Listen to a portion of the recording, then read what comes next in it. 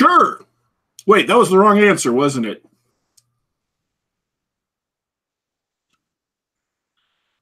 That's okay. I'm fast in the brain, so I'm sure I will catch up.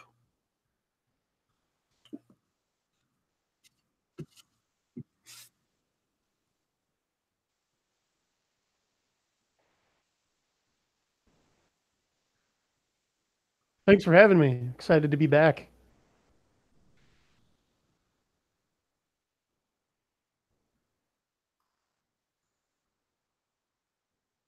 Yeah, not our longest hiatus, I will point out, but yes. True. Yeah.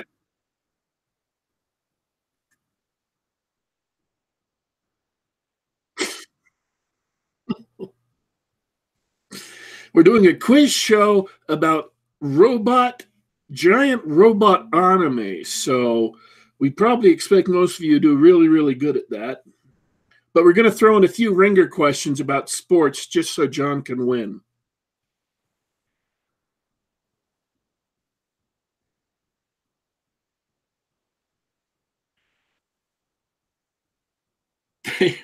They're saying your mic is off.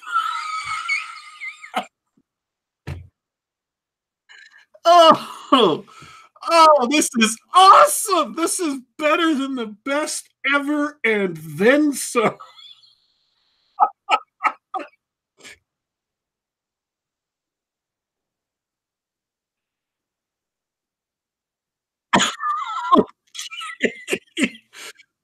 I have no idea what this conversation sounds like from the other side when you're not hearing John's responses. Like, all of my responses are going to seem just like absolutely unintelligible gibberish.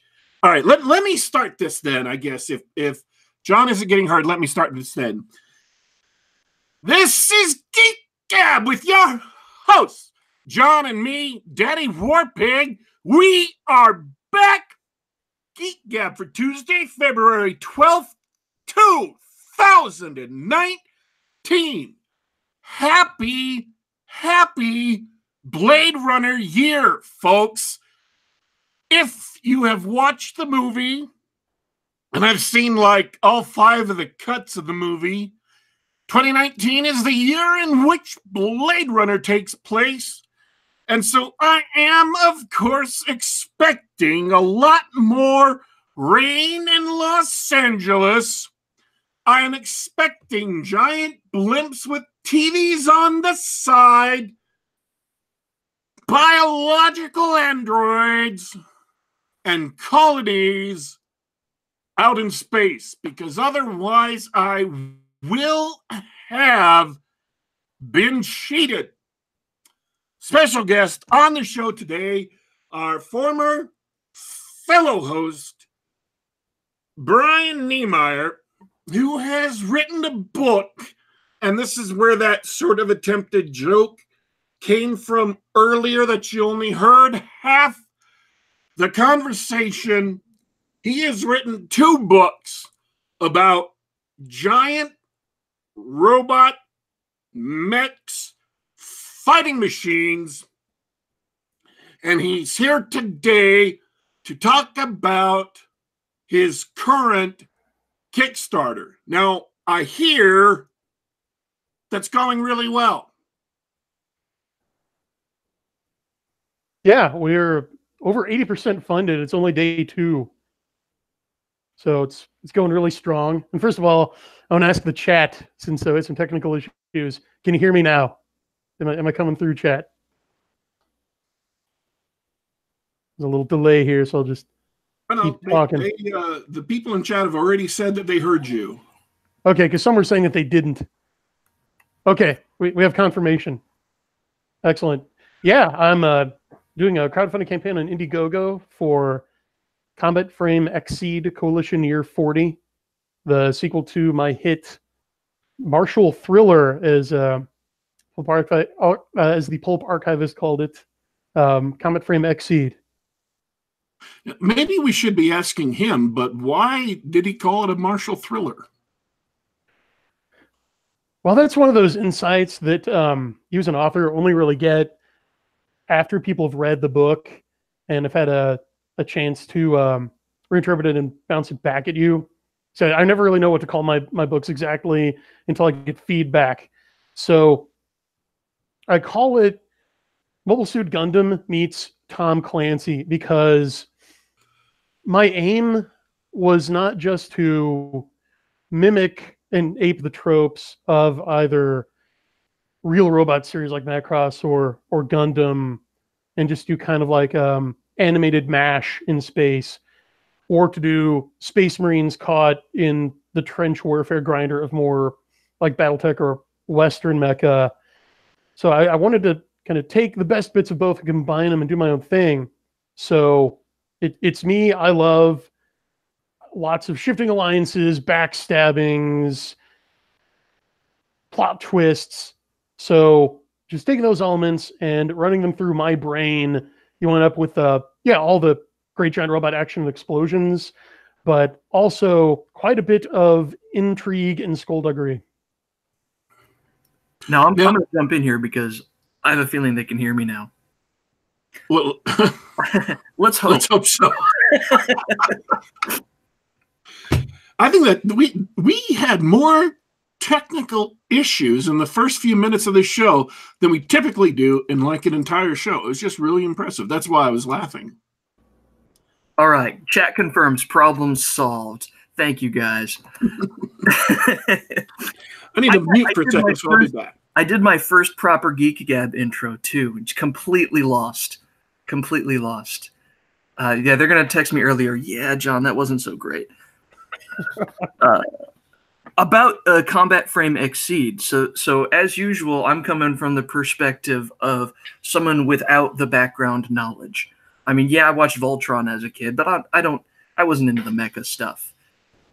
So coming at it fresh, yeah, I don't know why you would call it a thriller, but it's got a ton of action, and what I like about it isn't that it's just giant robots with laser swords, but it's each of the different characters has a different point of view on the whole situation. And so, yeah, alliances shift, new information is revealed during or after every encounter with giant robots punching and slashing each other, right? So it's sort of it maintains a quick pace, and it's interesting. Stuff's always happening, and that stuff is always important to the story. So that's where I come from. And again, that's top shelf feedback. That's the kind of stuff that authors love to hear, because it helps us refine our game. Because my job is to entertain you guys. And that's why I've always said critics are so important, because if you don't get feedback, you can't know what you're doing right and doing wrong. So my job is to do more of what you guys like and less what you don't. So based on the reviews for XSeed, I will say that it's my best reviewed book yet. You'll never, ever, ever get a job in Hollywood with that attitude. Good. Leave that to Scully. Doing what audiences want, that's like anathema now. It's crazy, man. Yeah, far out. So you said that the first book was your best reviewed book? I just put, because I got the Dead Tree version, so I didn't get my review in until like last week. Well, that's fine. No, and so far, like across all the various regions of Amazon, and then friend of the show, Wolfman at Large, did a video review on YouTube. I've had a few other reviews off of Amazon. Like the mix of reviews right now, with only like 15, is about the same as like my last couple of Soul Cycle books, which is good, but the intensity and the excitement that just really leap off the page when you're reading the reviews shows that I think I've really tapped into something. I think I've really caught lightning in a bottle here. And that's really what I set out to do, because with Combat Frame XSeed, I purposefully set out to do a series that is less, shall we say, heady than the Soul Cycle. I mean, lots of people love the Soul Cycle. I love the Soul Cycle. Soul Dancer won me a Dragon Award. But of the, let's say, critical feedback I got for the Soul Cycle, the most common criticism was, yeah, there's a pretty steep learning curve. It's a pretty deep pool, and I just kind of throw you in there to explore or possibly drown. And yeah, so that there was a bit of varied entry. I wanted new readers, fresh off the boat like you, to be able to just jump right into Combat Frame XSeed, immediately know who the characters are, know what they want, and know what's going on. In light of that, you started the book with like a glossary and introduction of characters. That's something that you picked up from the Soul Cycle, right?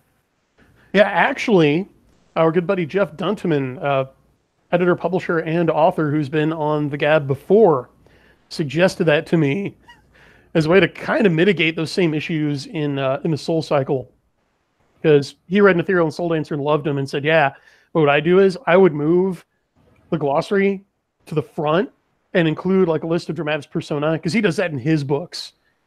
And yeah, I immediately had readers coming to me saying that really helps. So I just carried it over. Well, I don't know if the glossary was definitely a help when I read through the book, and I pretty much read it in one sitting. But the characters, and I hope you take this as a compliment, the Dramatis Personae was less useful because when I encountered the character in the book, I said, "Oh, I think I remember him mentioning that character at the beginning." But the characters in Combat Frame XSeed are very individualistic, and you sort of paint them with broad strokes, so it was easy to identify them. I understood the characters without necessarily having to refer back to that opening section. Yeah, that's really interesting, because I found my characters are kind of an inkblot test for readers. And the way that people react to my characters across all my works really, I think, says a lot about how the reviewer engages with books and the kind of characterization that you like to see. Because, yeah, the number one thing that people pointed out about Combat Frame XSeed is they love the characters. They point out how the characters' motivations and goals are always important to the plot. They're always what's driving the plot. Like Zeeg's quest for revenge, Zane's just single-minded autistic pursuit of his combat frame, Todd's just kind of plucky chivalry and German nationalism. So if readers are more, shall I say, goal-oriented with characters, those guys are getting right into it, and they are just jiving with the book immediately. Now, there is a school of writing where you're like, okay, well, I'm going to, like, I don't know, color code all the characters to give each one a different funny hat or something. So, like, if you really rely on, if you're more of a visual thinker and you're relying on, like, quirks, or like, this guy has dyed hair or mohawk or something, then I tend to abide by the horror writer's maxim that what I can describe is never going to beat what you can conjure in your head. So, like you said, that's why I tend to give broad strokes with descriptions. I try to give just the 3 most significant descriptors and just get into the action. So that can be a hurdle for some people, but those who are, again, coming like less from movies, for example, less from visual media, and we're dedicated readers, they are really digging my style more, I find. And luckily it's a majority.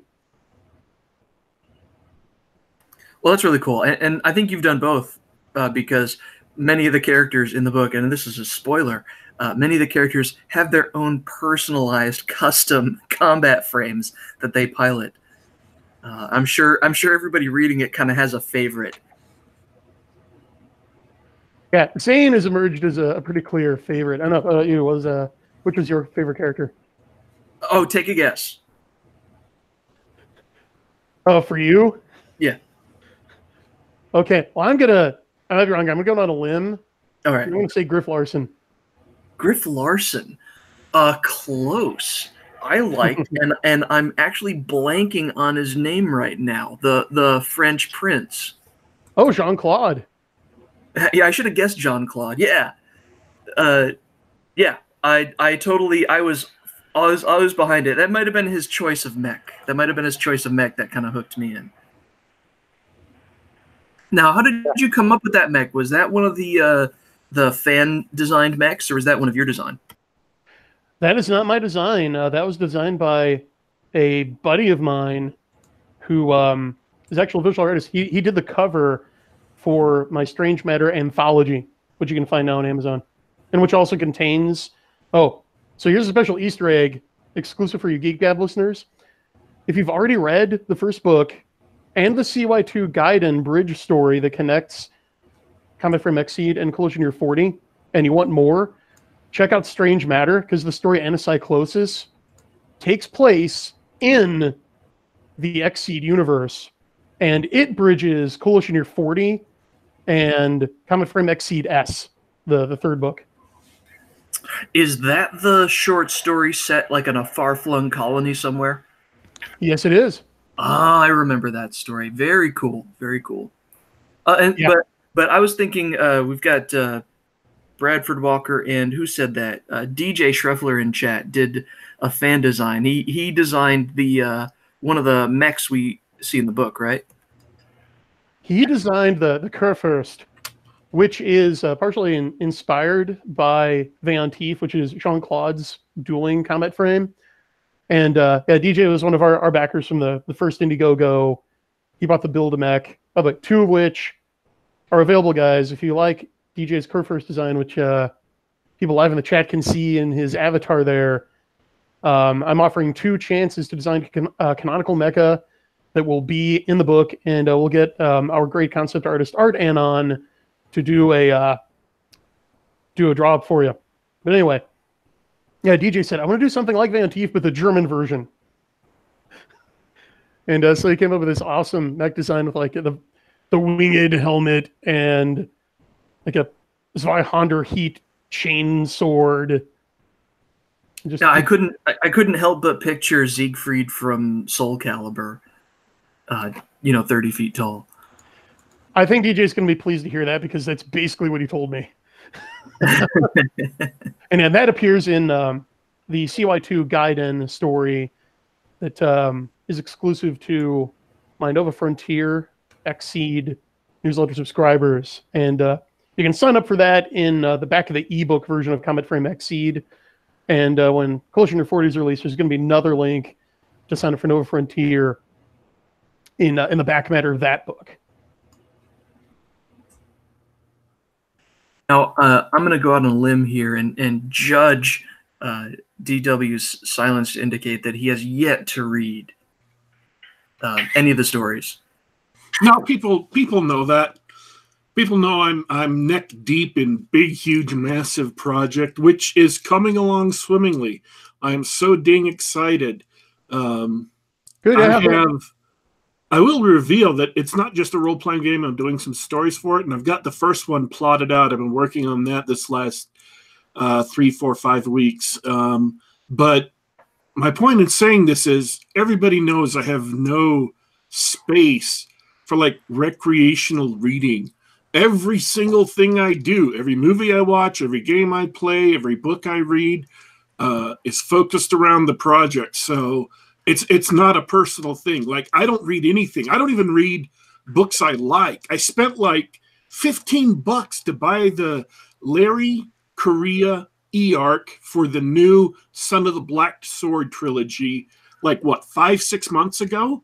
The book came out this week, and I still haven't gotten around to reading the book. I spent 3 times as much as I needed to on so I could read it early. That's how crowded my schedule is.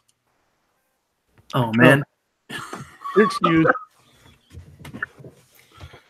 Well, we'll have to convince Daddy Warpig to add a giant robot chapter to his big project. What do you say? I will. I do have a steampunk world that has gigantic mechs in it. that jump off the side of a flying city to deploy in combat. I have another world that is a kung fu punk world that has mechs in it. And there's at least one other one, but I don't know which one it is yet.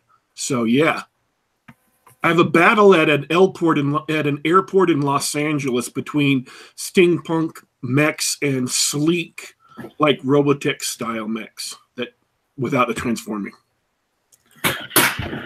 Sounds good. That sounds good. So I'm and I sort of disappeared from the Combat Frame XSeed storyline. I was sort of out of it for a couple of months, and all of a sudden the book showed up at my at my new apartment, and I said, "Oh, this is going to be great." So I've missed basically all the stuff you've been up to for the past couple of months. Oh wow! What's your departure point? Well, what I mean is I read the story and I loved it, and I don't really know what you're doing with this next book. I've inferred that it's 40 years in the future, but that's about as far as I got. Giving me an opening for the elevator pitch. Challenge accepted. Okay, so as the last one was Mobile Suit Gundam meets Tom Clancy. This one is Gundam Wing specifically meets the Count of Monte Cristo. Okay, so I've read the Count of Monte Cristo and seen a movie with Leonardo DiCaprio in it, but I don't know about this Gundam Wing thing. Okay. Yeah. Gundam Wing it was Gundam's chance to break out in the United States. Of all the Gundam series, it's the one that did the best here. So if you go to Anime Con, the Gundam cosplayers you're most likely to see are from Gundam Wing, and they're most likely to be girls because for some reason, female cosplayers love to dress up as the male Gundam pilots from that series. I don't quite get it. But that's not really important to the book. So you're not trying to break into the female reader audience on this one? No. I'm writing men's adventure. Sorry, go ahead. I'm not sorry. Yeah. Yeah. Like you said, this book picks up 40 years, technically 39, after the end of Combat Frame XSeed. And the system's over-terrestrial coalition, the nanny state from space, has long ago consolidated their rule over the Earth. And they have consigned native Earthlings, who are derogatorily called grounders in this universe, to second-class citizenship. So they're barred from the best jobs. So like if they enlist in the military, they can't get commissions or even warrants. They're basically limited to, as I believe some folks in the chat described to me that, yeah, most people in the military do like normal civilian jobs. They just wear uniforms, get yelled at more. So yeah, grounders are limited to like those jobs, right? Like, oh, I'm the mechanic in the Coalition Defense Force. Sure, like a classic underclass. Yeah, they're permanent underclass because the SOCs, which is a derogatory term for Coalition citizens, believe that, well, okay, you guys had this planet and you messed it up. You let it descend to like almost Mad Max levels before the first book. But now we're here. We're going to re-civilize you, whether you like it or not. So the Coalition just came in with their combat frames. The American breakaway state formed from like mid-America and the middle Canadian provinces held out the longest by staging a protracted guerrilla war. And finally, the Coalition SecGen finally just said, screw it, dropped a bunch of space rocks on America's breadbasket, caused a nuclear winter, and starved the last remnants of America into submission. And that was about 20 years before this book starts, so like CY20. That's a real dark timeline you got there. Yeah. Well, keep your eye on the news, folks. But yeah, so after that, they came in and basically re-terraformed the Earth. So they'd be like, well, we don't really like where Denver's at. It's kind of inconvenient. Let's just let's just start over. Let's raise it and move that closer to natural resources. So what they did was they basically raised entire cities, dispossessed whole populations, found, okay, like here's where the biggest vein of local natural resources are. So let's, build a mine, build like a labor camp around the mine, and then build like an administrative center and city for our citizens to watch over it. And they did this worldwide. So instead of these ancient cities with architecture going back to the Middle Ages, you've now just got like these perfect, rationally planned grids around resource extraction centers. So they're just taking the whole Earth and basically turned it into a parking lot. But it sounds like you're making a point there. But before we get there, the picture in my mind is sort of like Ender's Game, only instead of piloting a fleet of spaceships. Spoiler alert: he's playing a copy of Sim City and rearranging the face of the Earth by putting all the cities and things where he likes it. Thank you. Yeah, exactly. The Sox played Sim City they played Sim Earth. Okay, they did to the whole Earth. So anyway, so into this situation, you've still got a lingering remnant of the resistance from the first book, and they've had to go underground, but they've been working to pass the torch to a new generation. And I don't think this would be too much of a spoiler to say that they managed to get a hold of some of the Big Bad's plans from the first book, who was initially developing super weapons to wipe out humanity wholesale. And the leadership of these underground groups have gotten a hold of this stuff. But again, in reference to Ender's Game, they don't have the pilots who are ruthless enough to use it. So, like, again, taking a cue from like the Kazoku, readers of the book will know what that is. They're the brainwashed, zealous, fanatical army of the Big Bad from the first book. They want to create their own human version of that to use against the coalition. So it's judo jujitsu. They're trying to use the Sox weapons against them.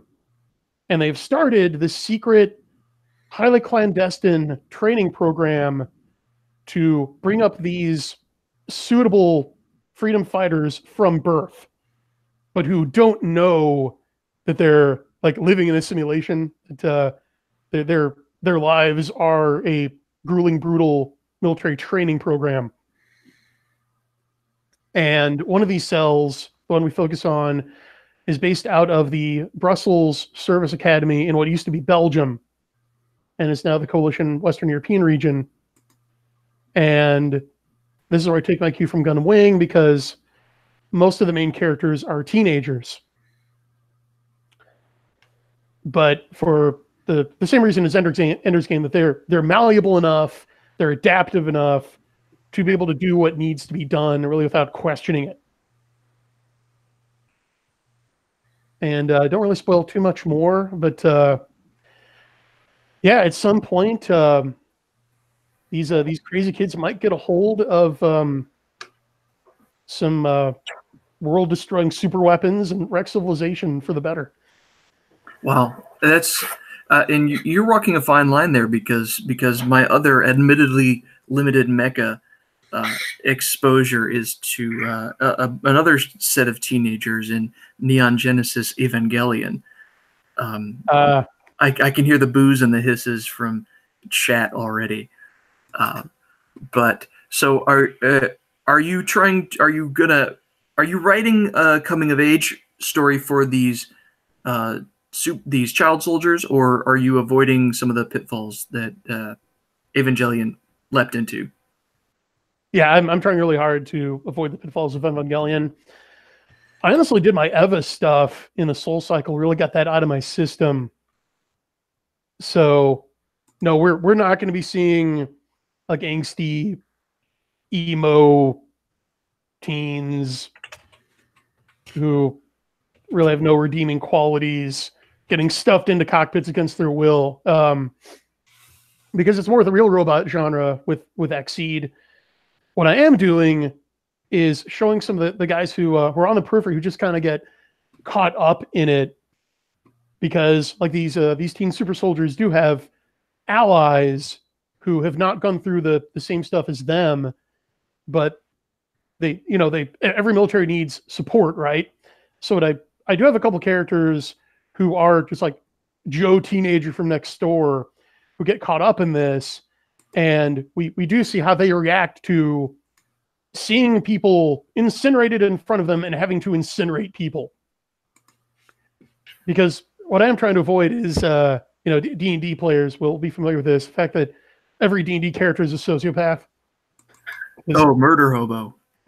Yeah, because normal people are not that gleeful and nonchalant about just wiping out entire war bands of sentient beings.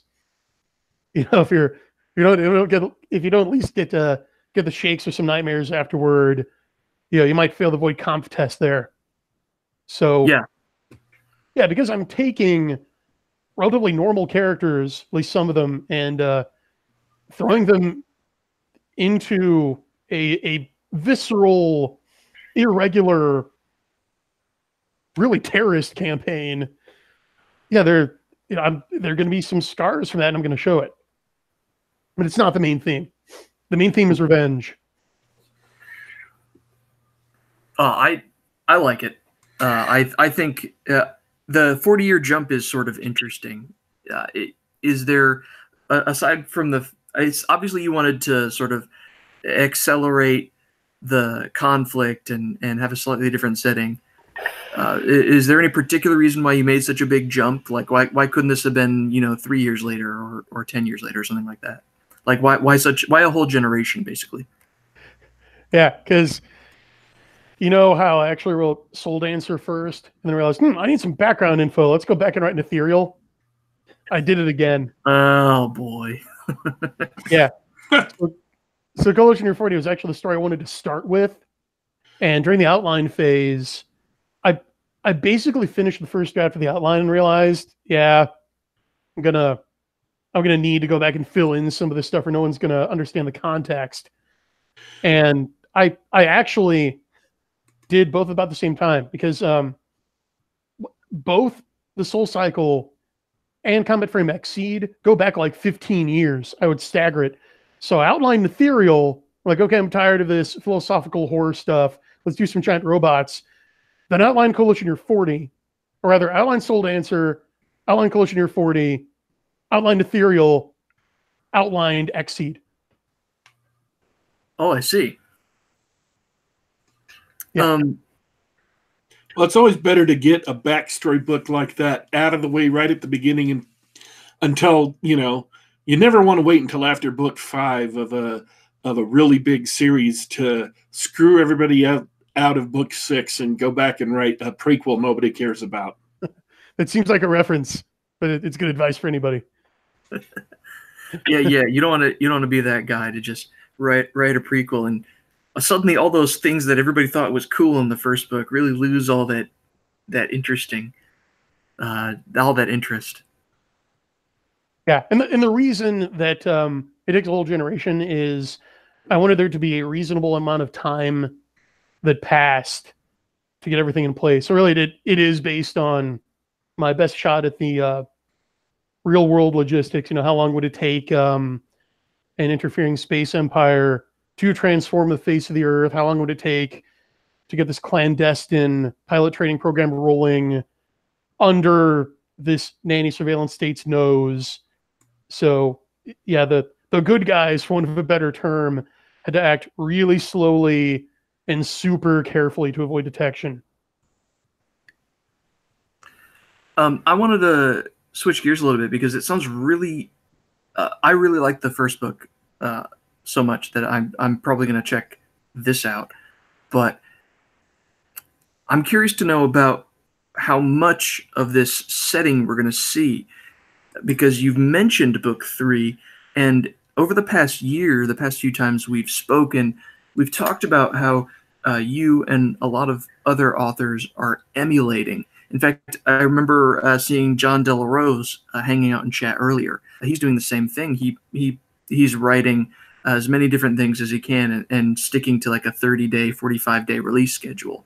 Are you doing that sort of thing with this XSeed setting, or what's your pace like these days? Well, as I announced in the very first XSeed IndieGoGo campaign, my goal was to try to emulate the Nick Cole approach. And whereas he's got a co-author, so they're releasing a book every month in Galaxy's Edge, I'm doing this on my own, so I figured, okay, every 60 days. Sure. It looks like I should be able to pull off 2 months on Coalition Year 40.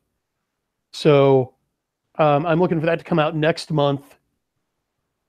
And let me see here. Yeah, I launched the first book in January. So should be able to hit that now. What's going to determine where I go from here is how this current IndieGoGo goes, because it's not just to fund Coalition Year 40, which the first one more than halfway funded anyway. I'm doing this weird stagger step thing where to avoid late fulfillment and broken promises, I make sure that I've got a significant amount of the project done before I launch the crowdfunding. Okay. So as you can see, we've already got the ebook cover for Coalition Year 40 done. I just need a little bit more scratch to do the full paperback cover for my awesome artist, Todd Everhart, and to do some more promotional art from some other artists and for further additional costs. Now, that initial $1,000 goal will cover that. So then whatever we do above and beyond that will go toward book 3, Combat Frame XSeed S. So it really depends. If I have to, I mean, if for some reason this one doesn't do as well as the first one, I may have to wait, let People's Walter charge a bit, do another IndieGoGo just for book 3, and then launch book 3 after that. But as always, I'll keep you guys posted on my blog Kairos and on Twitter. And let me put it this way. If you're really liking what I'm doing and you can't wait to read Combat Frame XSeed S, then mash that link below in the show notes and head over to IndieGoGo and hand me over that paper. Awesome. I really liked it. I'm tempted to design a mech for you, but you've got that fine text over there that says requires mutual agreement. So I don't know if we could ever come to terms on a. Well, think of it like this. No, think of it like this. Think of it as character gem. That's what I've been doing with the guys who request the stuff. You can ask DJ. We go back and forth over email, and I am kind. I'm gentle, so I'm more than willing to work with you. And also, it's kind of a spoiler, but you can kind of see it coming in the first book anyway. Alien mecha are allowed for this one, so you can get weird. Yeah, that was a little spoiler tucked in the IndieGoGo campaign. I enjoyed that. Great. That sounds awesome. Yeah, I'm actually looking forward to reading this because I really liked the first one. If I may wax for a moment and thoroughly embarrass you, I think that having done the show with you for so long and read all the books from Ethereal through the Soul Cycle into Combat Frame XSeed, there's a clear progression in your style and skill as a writer. And if someone just read the Ophion Rising, the finish to the Soul Cycle, and went, wow, this is a complete 180 from what Ethereal and Soul Dancer was, you just sort of took that and ran with that in the Mecha series. And as a reader, it suits me more. I don't know if it suits you as a writer more. You seem to be happy with the output, but as a reader, it definitely suits me more. Yeah, that was deliberate. And honestly, my favorite project is whatever I'm doing right now. because if it doesn't keep me interested, it's not going to be fun for you guys. So no, I am loving it. I'm digging the giant robots. I just can't wait to get to the next book and show you guys what I've got in store. Because again, I've got all these outlined. I know where we're going.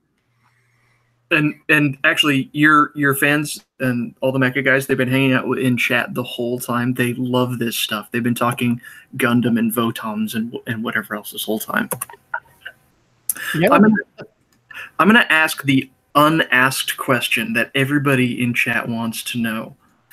When are we getting the anime? Well, once again, I will point out that the link to the IndieGoGo is below, and we haven't unlocked our first stretch goal yet, but I have stretch goals in mind. Now, I have been approached by folks who are animators or are studying to become animators, and they've come to me and said, "Oh wow, I can totally picture this as an anime." Christopher in chat has said, "Yeah, I could totally picture this as like a 6-episode OVA," or I think it was JD Cowan who said, "Yeah, like something about Sunrise." I would love to do that. That is honestly my deepest desire as an artist, would be to see Combat Frame XSeed animated, or heck, to see the Soul Cycle animated or live action. But it's incredibly expensive, so we would probably have to raise like a couple order of magnitudes more than we have so far. So I'm passing the baton to you guys. If anyone is crazy enough or profligate enough to give me that kind of money, I will do it. I'm fully on board. It's just a matter of logistics. That sounds awesome. We'll have to look up the cost of a room full of Korean animators off the air and see if we can pool our funds together. It's all about people helping people. Oh, that sounds really awesome. I'll spring for the anti-suicide nets outside the studio and everything. See, I miss your dark humor, Brian. Really? You might want to get that. Might want to make an appointment. Get some help. Is that a humor joke? Oh wow, that was. We're going meta. I think we've exhausted the mecha conversation for a minute. Is there anything else that's going on in your work or your gaming life, or anything you want to chat about? Nah, actually, it's pretty all-consuming at this point. I think I got like 4 hours of sleep last night, but pretty wired, watching over the IndieGoGo like a mother hen, constantly hitting refresh to see those new backers coming in. I love each and every one of y'all.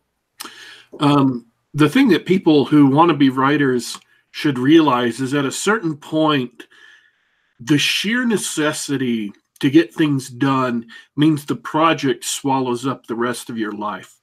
You just have to concentrate on it for a while, and it's very, very hard to break out of that. And I'm not saying this is a bad thing. I'm not warning you against it.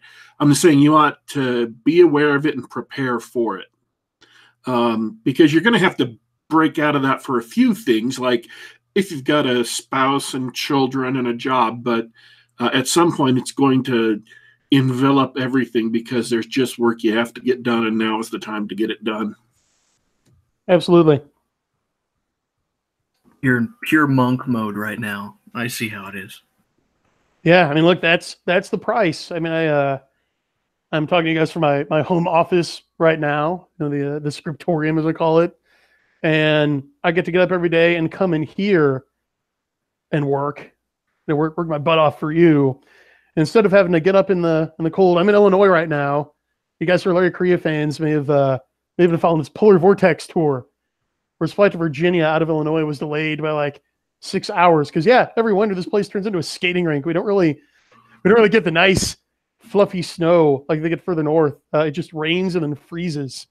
But I don't have to scrape off my car every morning and go out in that and go to a cube farm and listen to other people's problems. I just get to make stuff up. And the price of that is it becomes my life. So are you still doing editing work? Yes, I am. I have a feeling this was answered earlier in the conversation and I missed it. No, I don't think so. Actually, I'm glad you brought that up because I'm currently editing the latest book by awesome author Adam Lane Smith. It's the second one in a row of his I've edited because I just put the finishing touches on Maxwell Kane Burrito Avenger for him, and now he's polishing it up based on my edits. And the current one I'm editing for him is Change of Direction for him. It's a YA Neolithic fantasy novel, so stay tuned for that. He's a great author. I think you're going to have a lot of fun. YA Neolithic. I'm sorry, I'm stunned by that one. Is that actually a genre? It is now, because he made it. Oh, that's right. I remember that's a romance genre. The whole time traveling thoughts, right? That's a romance genre. I haven't come across any thoughts yet, but I'll let you know. Well, that's awesome. Yeah, sorry about the polar vortex. Holy cow. That was you? Yeah. Why? Well, I was playing around on Google Earth, and I just drew a big pair of breasts over the Great Lakes region. Well, I'm going to have to spend 40 years raising up a child soldier army to destroy you. Nothing personal. It's business. That's how I'll know I've made it. Yeah. We did get a question or two from chat. Let's see. JD, how much to unlock the tier to get Jim Fear to sing the theme song?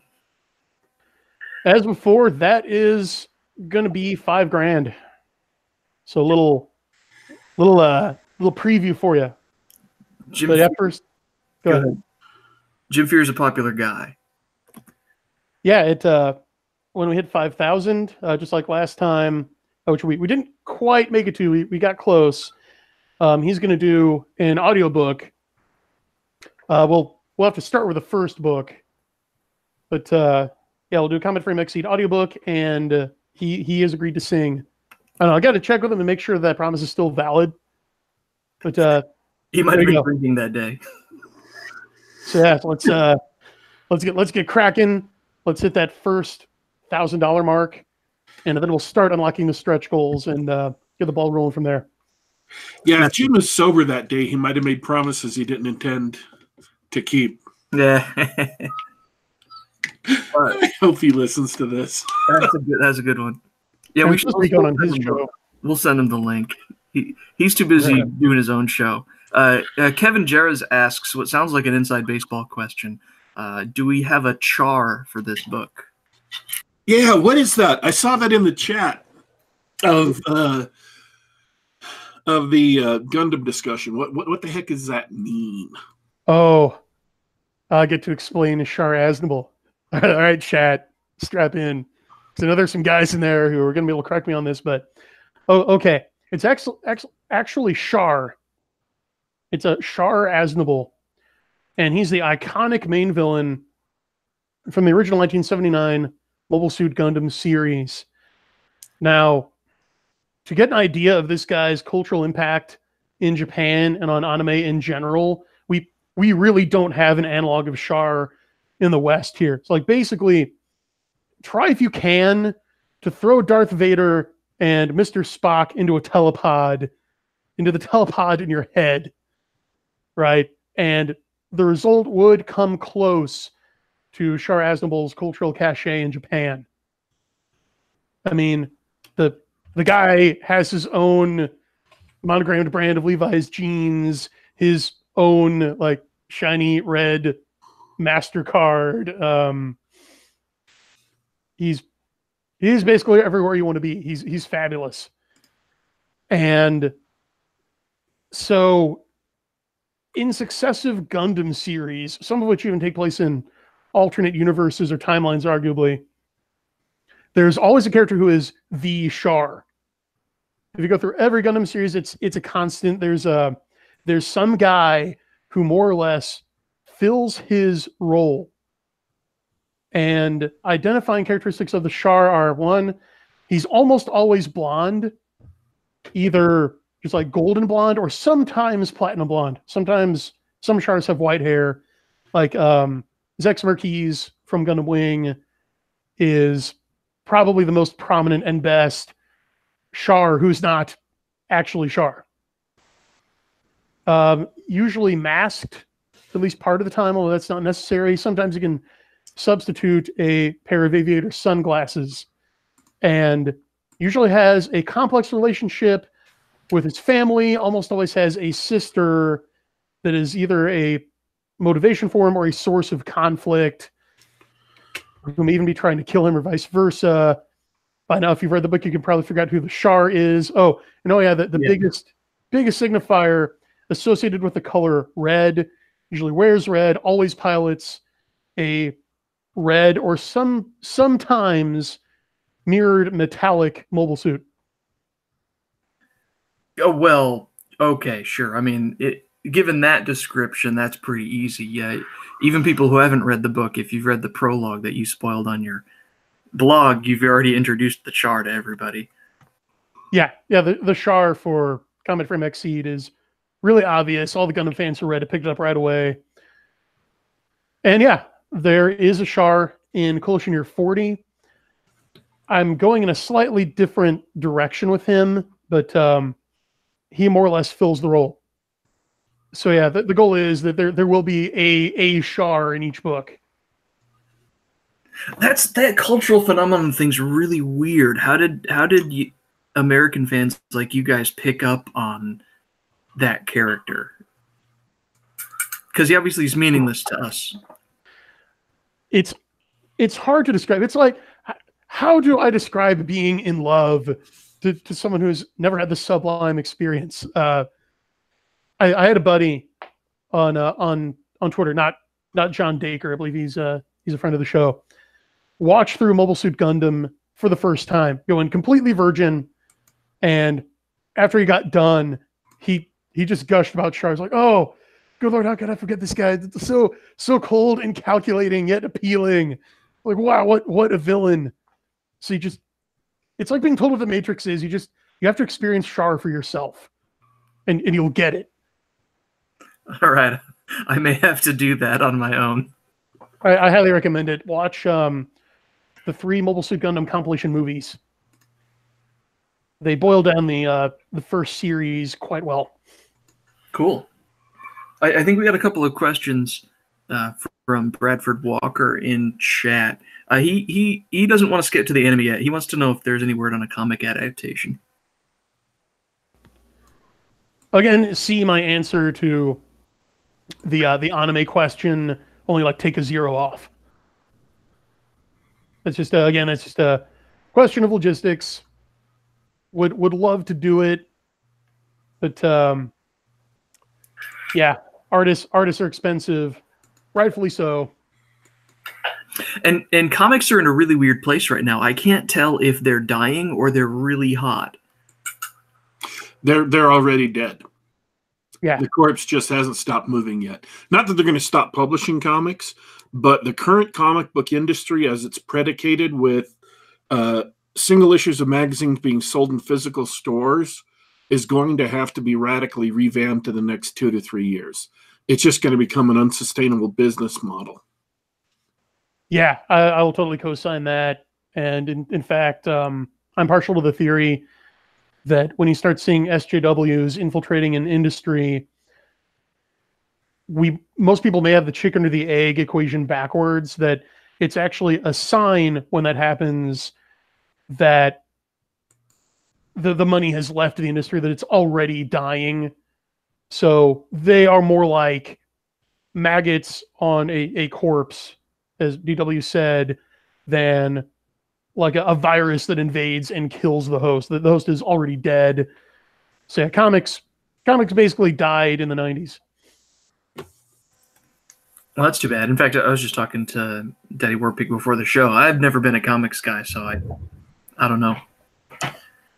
Oh, that's interesting. I think we're gonna get one more question from the chat. Bradford Walker, I don't know if he meant it, but but he'd love a little bit more spoilers on this whole alien mecha idea. Yeah, so would I, because the reason I left 2 slots open for that on the IndieGoGo is I want you guys to design the 2 main alien mecha that appear in Collision Year 40, because they're exactly 2, and I figured I'd hand it over to you guys to contribute. So I don't know what they are yet. Oh, so you've already determined, how they fit into the story, but the details on what they are and what they look like are totally up for grabs. Yeah, totally. I invite you guys to come collaborate, and it's just $200 for the Build-A-Mech. You can ask. All right, DJ we're gonna do, guys. Everybody in chat, we're all gonna chip in $10, and we're gonna make the tentacle alien mech. Hey, if you want to do it by committee, if you want to form a joint stock corporation to design a mech, I'm totally down. Yeah, Combat Frame Mech Design LLC. All right, just form a Browning Engineering Corporation or Seed Corp, like in the books. Ooh, that's it. All right, who's on board? Everybody in chat, if you're in, press 1. Or press S to spit if you don't like it. All right, guys, it's been about an hour. Anything else you want to chat about before we wrap it up? I want to do a rerun of some of our old shows for a few minutes. Can we block off 10 minutes for that? Oh, clip show. All right. Yeah. So have you seen the new Star Wars Adventures clips on Twitter or on YouTube? Oh, I saw one. I saw a quick one that sort of retconned the rescue on the Death Star. Yeah. So what Disney did is they decided they wanted to make cartoons that introduced people to Star Wars because Star Wars wasn't cool enough to introduce people to itself. And so they took the audio clips from the original movie that is, Luke, Han, and Leia, Mark Hamill, Carrie Fisher, Harrison Ford, and all the sound effects, Chewie roaring, whatever, and they put entirely new animation on it. Now, I want to ask Brian, have you seen these yet? No. Clips from it yet? No, it must fall back on the writing and editing have been all-consuming excuse. All right, you're allowed to alt tab and find this clip while DW talks. I just and I'm going to steal a description from somebody on Twitter. It's like in one single step they turned Princess Leia from a sassy space princess to a snarky, bossy wench. And I'm like, yeah, that's exactly what they did. Yeah, that's a fairly accurate description of that animation. The scene was already great. Well, here's the thing. You remember the end of Star Wars, and they're handing out the medals, and they've got the inspiring marching music and all that. Of course. That's a great moment. And Carrie Fisher is standing there looking all sincere and just smiling really sweetly at Han and Luke, like she's proud of them for blowing up the Death Star. Yeah, she's literally beaming with pride. Yeah, and then in these new cartoons, she's got this smug smile on, like she did it all herself, and these guys are a bunch of doofuses. It's just... That's really weird. That's off-putting is what it is. Yeah. When I saw it, it was really off-putting. Like Princess Leia was always a strong character, but she was kind of on an equal step with the men. She wasn't better than them. People say, well, look at this. She shot a hole in the floor and helped them escape, so it was all Princess Leia. I'm like, dude, she shot a hole in the floor and they escaped into a trash compactor and would have died. all three of them were brash and a little cocky in those scenes, and all three of them made mistakes. And that's what was great about the movie, is that they weren't perfect people. They worked together. It wasn't like this super competent woman who, you know, showed all the stupid men how to get it done, which is what these cartoons are. Yeah, I just watched it. And your initial reaction? It is cluster B personality disorders on parade. Just, she looks psychotic. It's really bad. They've got that whole General Leia narrative thing. I don't know what they're trying to do, but the original scene was so great. The way she realizes that she's being rescued by just a couple of guys. Luke's this little farm boy. She's like, "Oh no, what have I gotten into?" And they turned it into some awful, psychotic snark. Yeah, see, this is exactly this is the perfect piece of evidence for my argument. They couldn't have done this if Star Wars wasn't already dead. Like this is the desecration of a corpse. In this case, less figuratively than others, since sadly Carrie Fisher is no longer with us. But if you look at the body language of Psycho Leia, they completely warped Carrie Fisher's original excellent performance. They completely twisted it. It's sad. I mean, in the original, Luke Skywalker throws that line up and he, latches on and they swing across the gap. One of the most heroic moments in the entire series.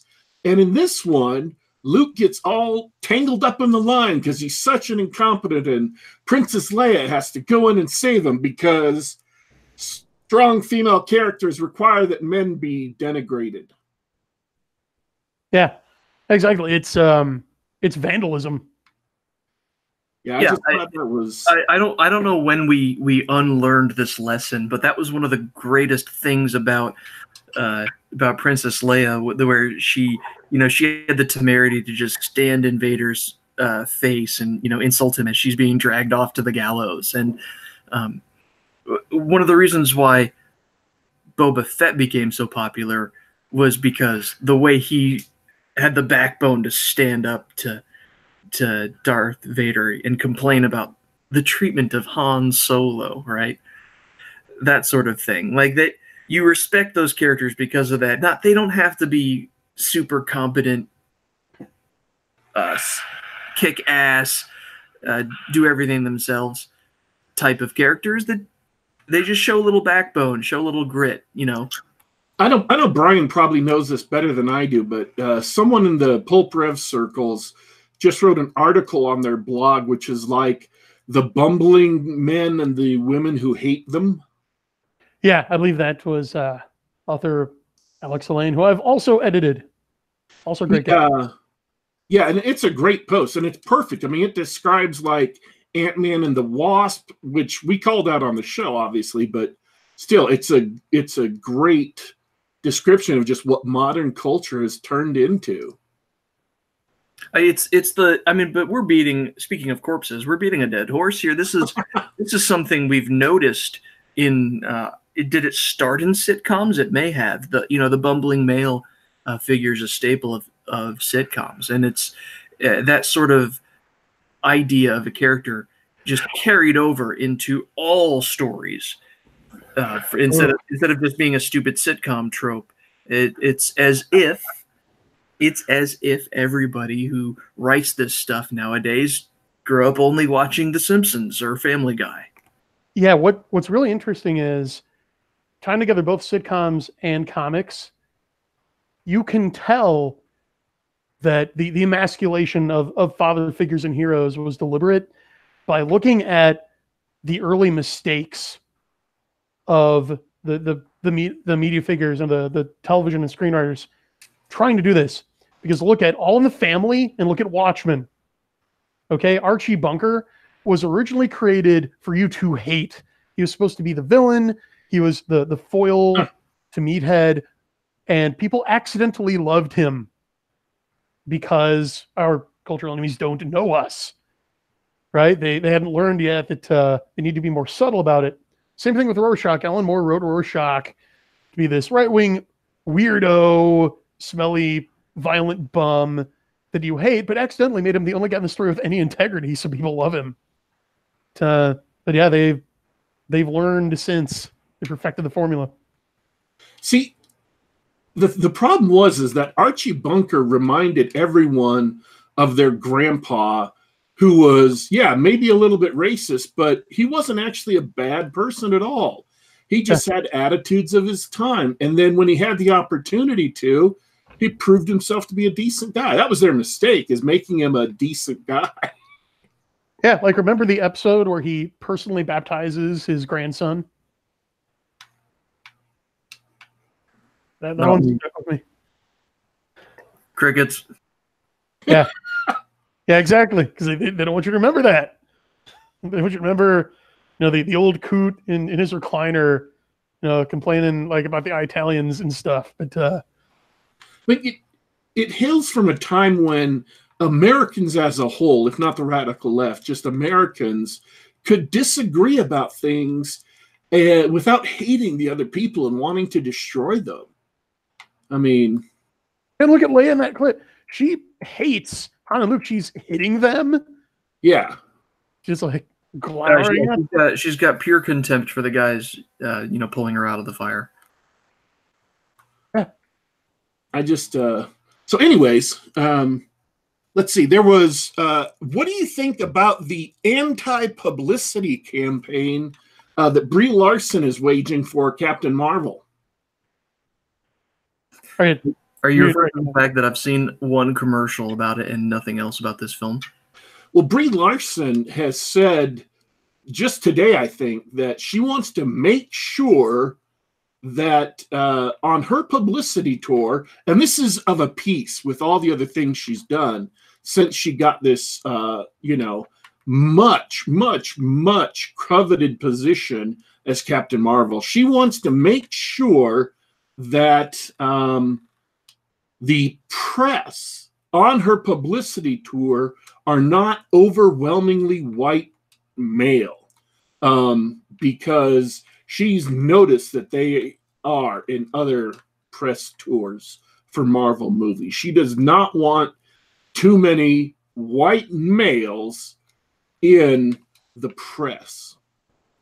That's a pretty high virtue score. I mean, I think she definitely hit a triple bonus there. Yep. Brian, reactions to that? Yeah, I'll second what John said, and right, it's the same attitude that we see in the Star Wars Galaxy of Adventures clip. That's the whole point. Is it? Look, I've said it before.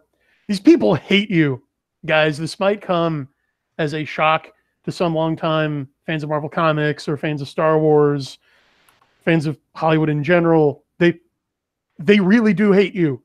They think you are the boogeyman living in their closet. They blame all of their problems on you. They think that utopia would be ushered in if they could just exile all of you to the outer darkness. Okay? And so everything they make is informed by that. It's not informed by the Christian Western tradition as media used to be up until I would argue there's still vestiges of it in the 80s. Okay?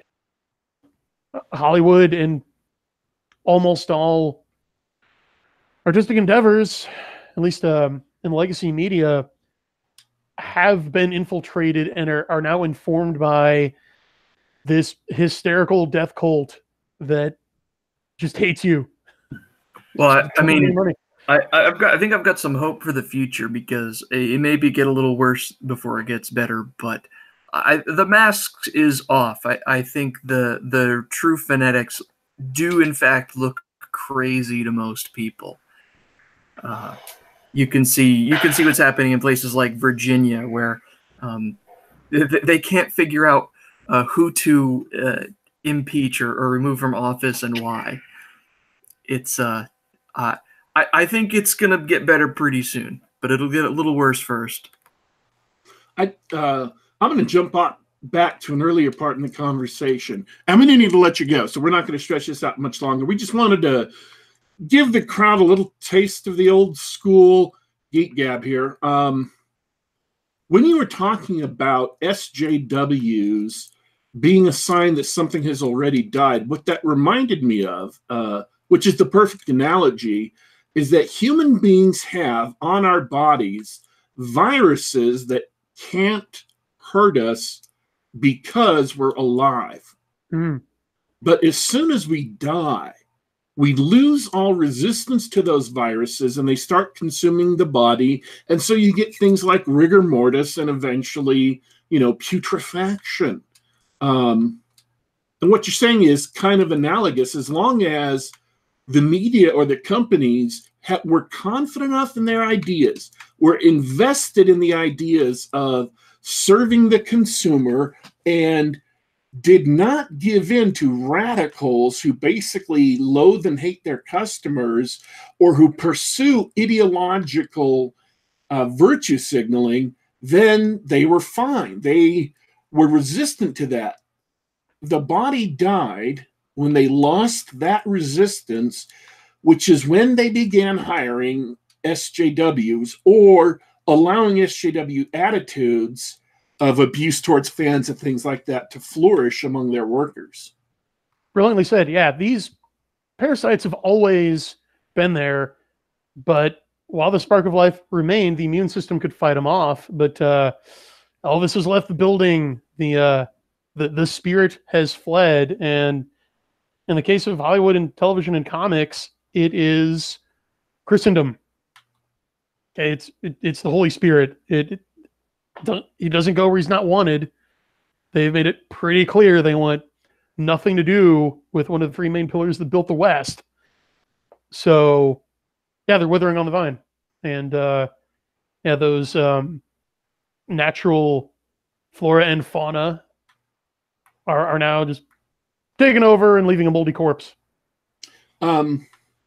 Notch, the billionaire inventor of Minecraft, multi-billionaire inventor of Minecraft, got almost as much money from selling Minecraft as George Lucas got from selling Star Wars. No lie. Fascinating.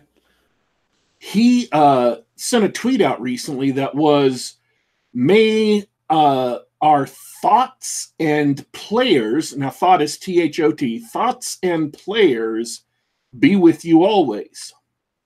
And I think people were giggling at it and stuff and looking at it as kind of, I think he just did it for fun. It was a pun. And some people were looking at it as kind of a dig at Christianity. But my response when I read that was, you know what?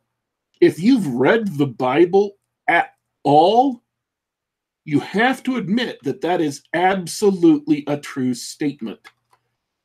Yeah, the wheat and the tares, right? Thoughts and players are with you always. That is utterly true. Yeah. No, So, I don't take that amiss. I was no, neither did I. I didn't find it insulting. I'm like, oh yeah, he's absolutely right. But it's my you were talking about how these kinds of people have always been with, comics and movies and TV. It's only now that they've been able to get a foothold because resistance to their ideas is so far gone. Yeah.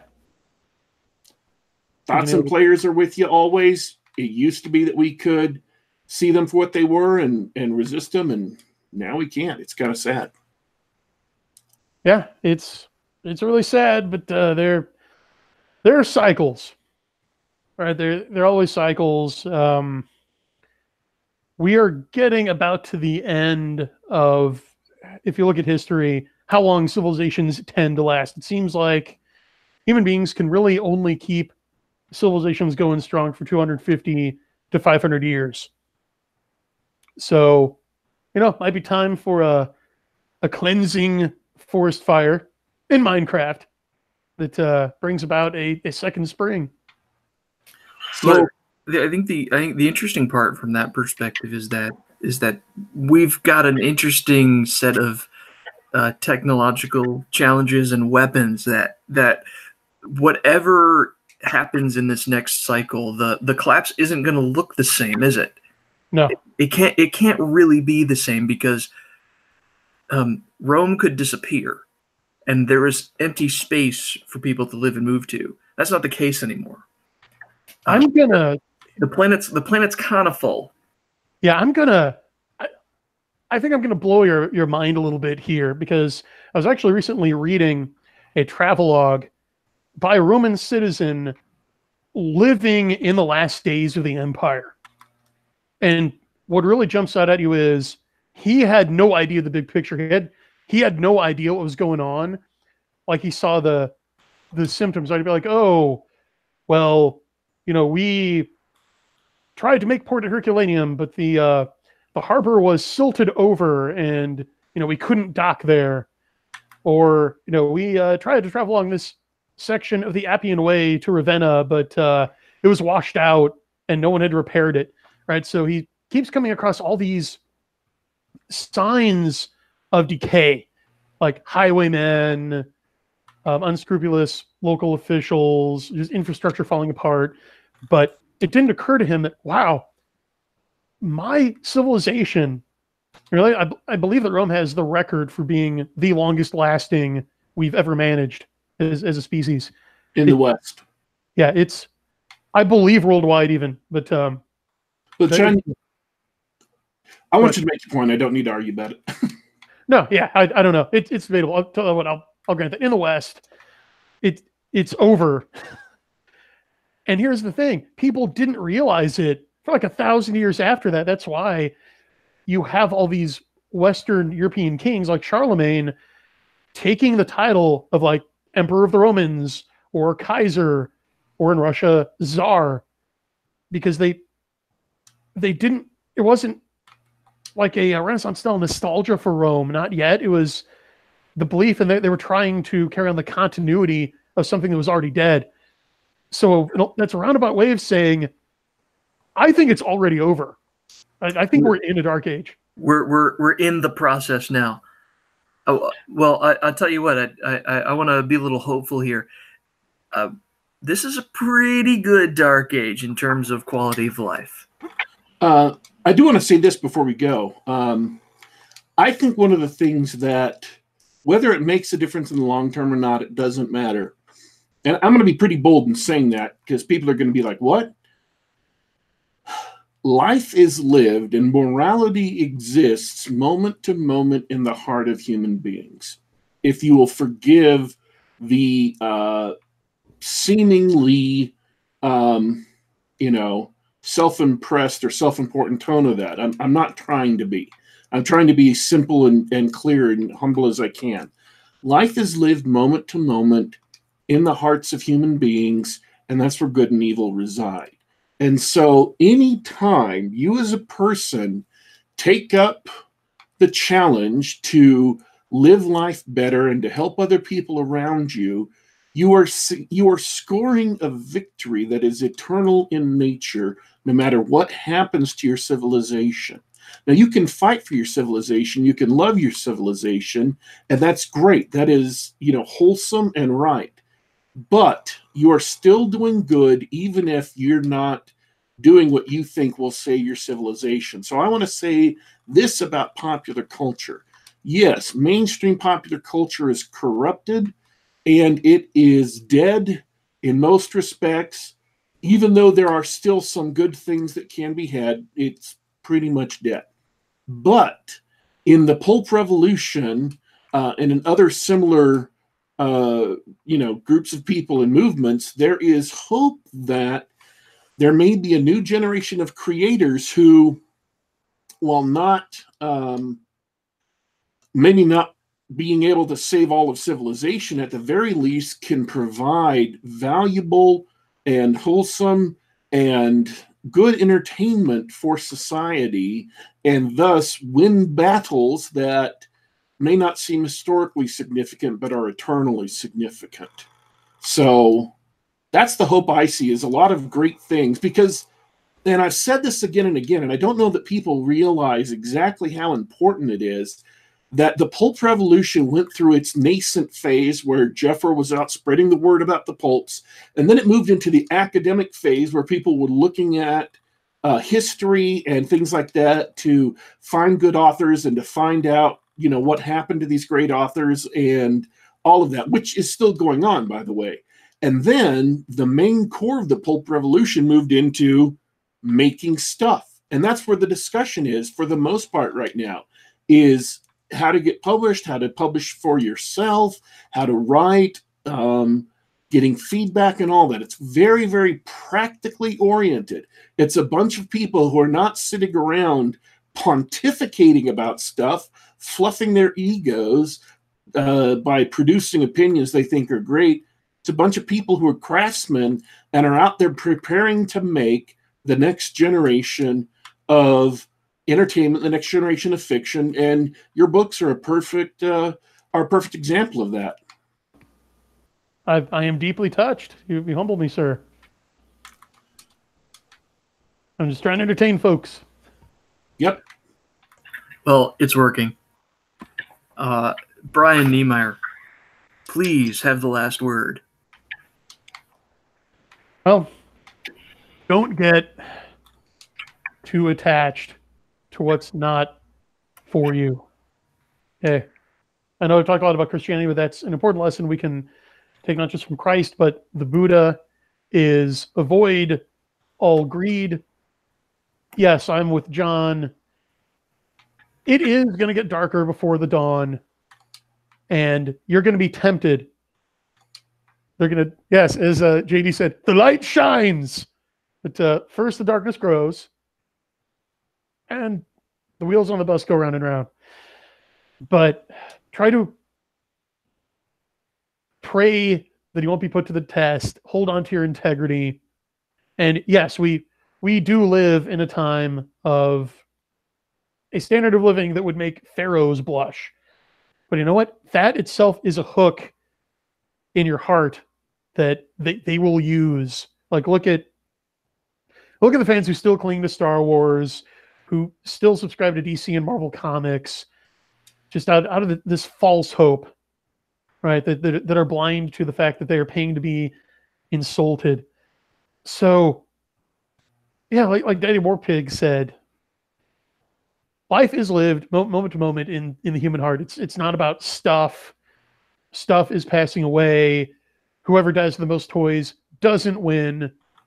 It's about people. It's about our relationships with each other and with the Almighty. So keep the fire burning. And back, Combat Frame XSeed Collection 40 on IndieGoGo, because apparently I'm contributing to some sort of I'm apparently some monk, preserving illuminated manuscripts now. That's exactly what I pictured now. You just gotta keep writing, gotta save civilization. This giant robot combat is too important. No, it's awesome. It's really great to have people like you contributing in a positive way, and writing good books too. Everybody should buy Brian's books. A pleasure. All right, guys. It actually has been a great pleasure. It's really good getting the gang back together. Thank you for returning for our resurrection of the Geek Gab, Brian. It's been a pleasure to have you on. It has been an unmixed pleasure on this side as well. Look forward to talking to you guys again. Cool. Thanks. Daddy Warpig, thanks for coming on as always.